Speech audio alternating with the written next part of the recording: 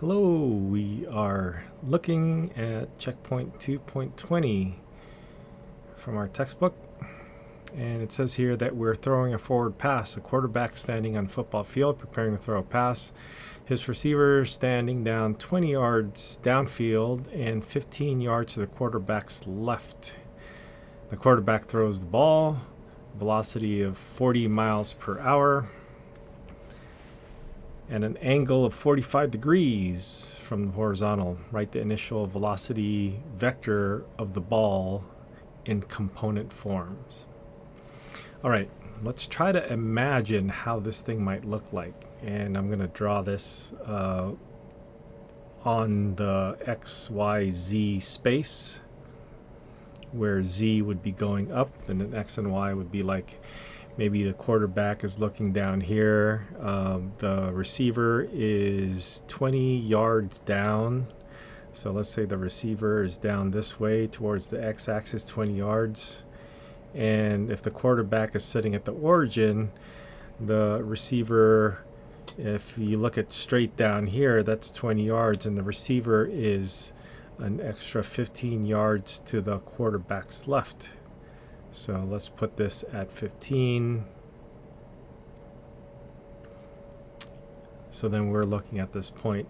So the path of the ball, or the shadow of the ball, would be going along here. Not quite a diagonal, but that is going to be the base path of where the quarterback wants to throw it. So initially, what we can do is create a vector. Let's see if we can redraw this. And let's draw it like this, where this is still Z. This time let's put X over here. And the right-hand rule says Y is going to have to be over here somewhere. And so this is the 20 yards downfield towards the X that we're looking at. And then another 15 yards down here for the Y. Let's keep the colors here. This is 20. And then another 15 yards this way, this way. So this is our 15 yards looking left. And then this is the path that we just drew over here. That's this path over here. Looking at it this way, it'd be a little bit easier. So we're going to want to create a vector. The vector that we want would be going this way, and the shadow of that vector is along here in this path. Okay. So we know for certain. Let's call this vector. Let's make a vector that at least goes along the same path. So I'm going to draw this way, and for now let's call this vector W. We want a vector V, so right now we'll call this W, and the vector V will be going in the same direction as W, except it'll have a velocity of 40 miles per hour. So right now we're going to create another vector W that will probably not have a magnitude of 40 miles per hour, which is the velocity. But if we create the vector W, we can just scale that appropriately.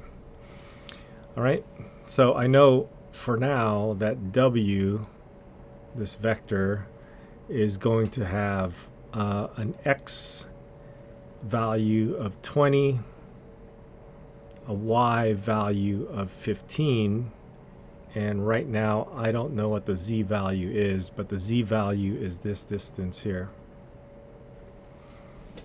Okay, so this is going to be the Z value that we would be looking for.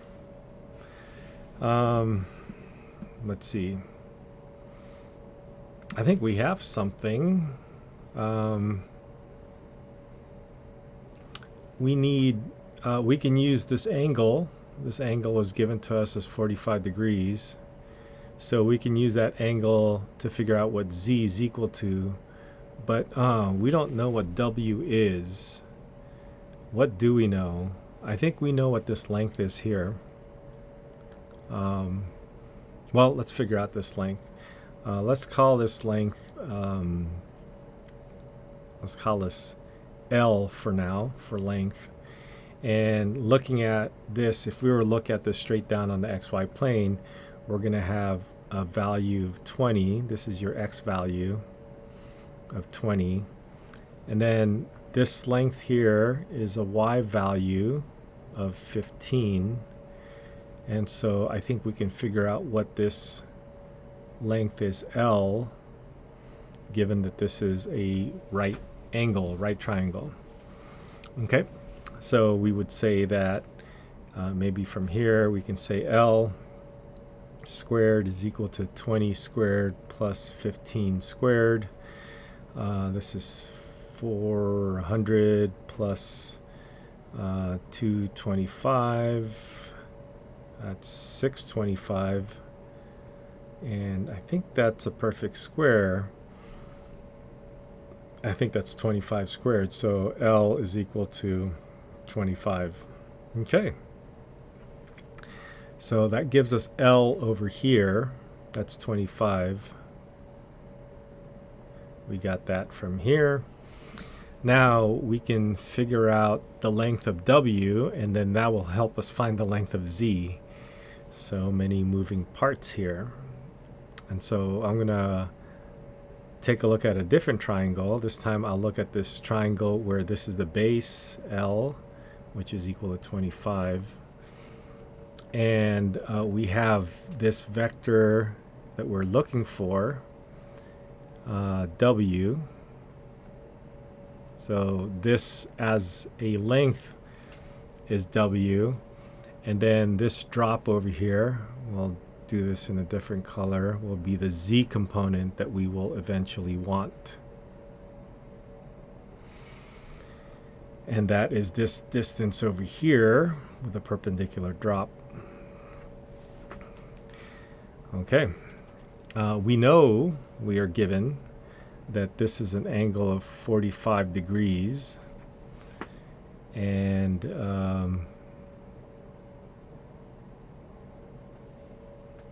we don't know what the magnitude of W is yet. We found L.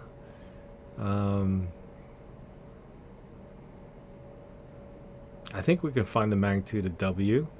Or maybe we don't need the magnitude of W because we can just figure out the Z.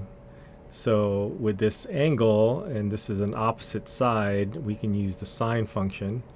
So we can say that the sine of 45 degrees is equal to the opposite Z over the hypotenuse, W. Okay, so we don't know what W is, what the magnitude of W is, right?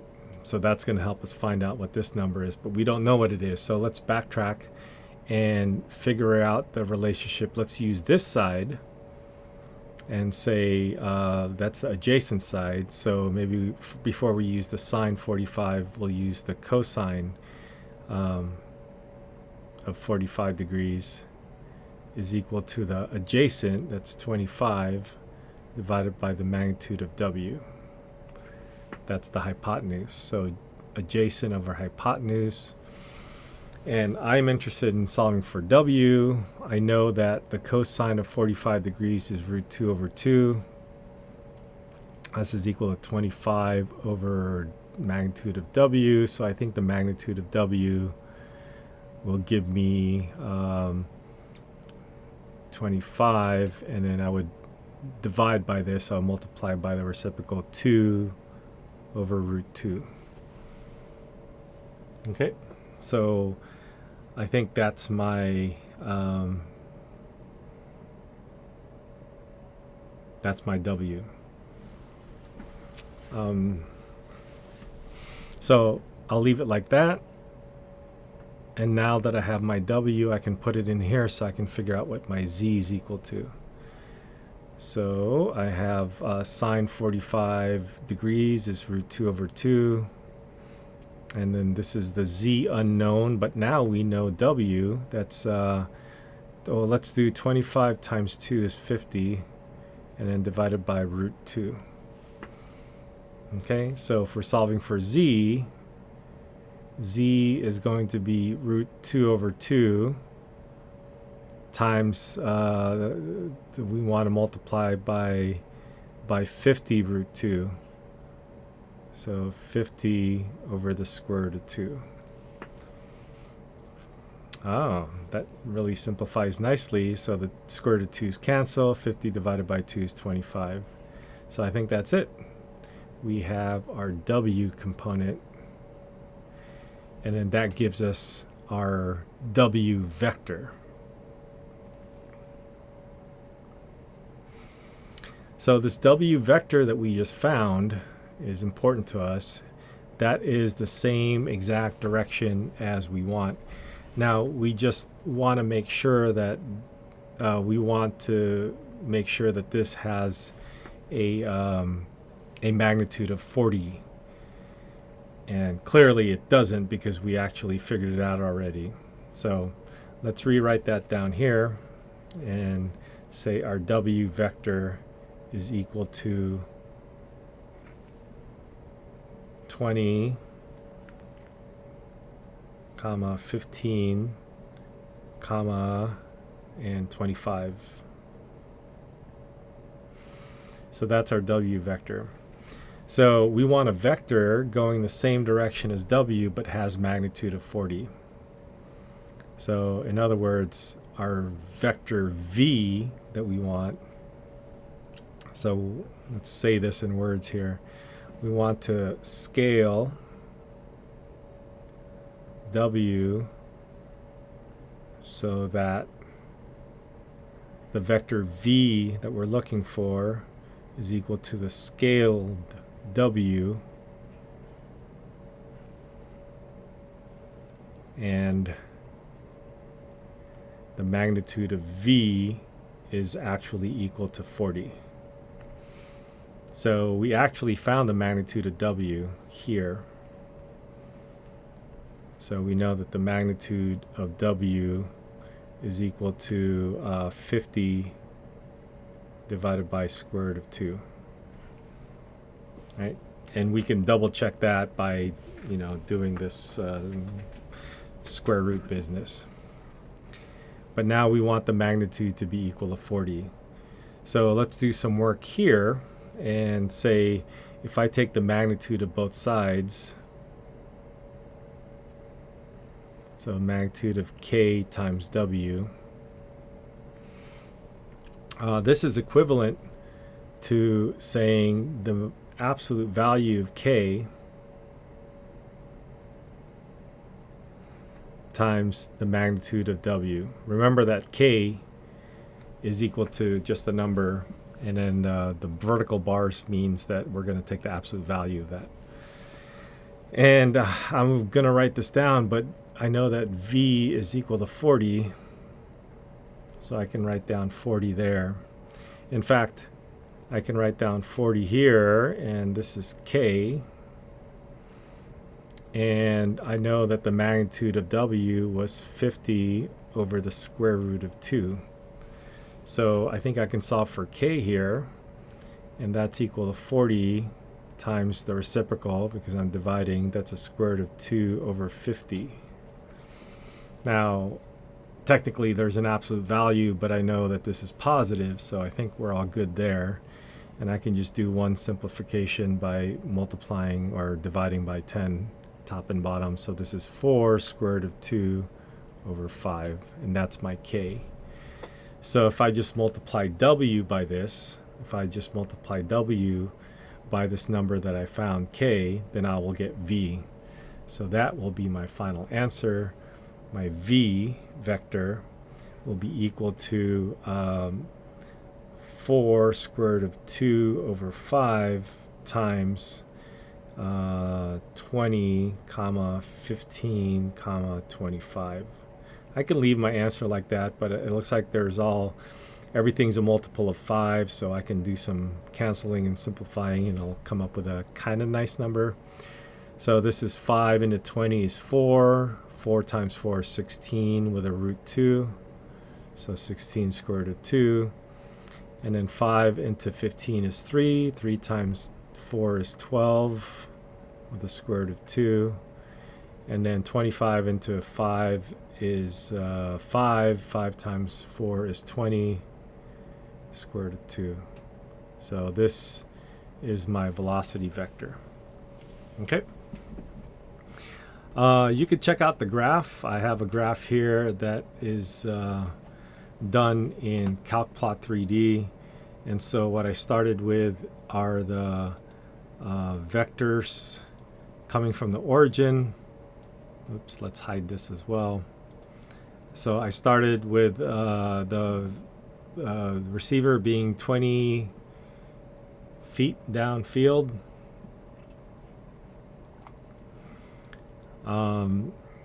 And then 15 to the right, and so that gives me this shadow that we have on the XY plane.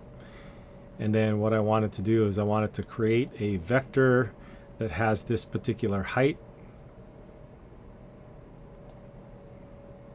And then so we made up this vector that had that particular height, that has a shadow on the XY plane that we wanted, with an angle of 45 degrees. And now we just needed to shift that to make it with the appropriate velocity. And this is the actual vector that we have. All right. So that's the visual. If you're interested in getting the visual, you can click on this graph in the PDF form. Otherwise, I hope that helps. Good luck.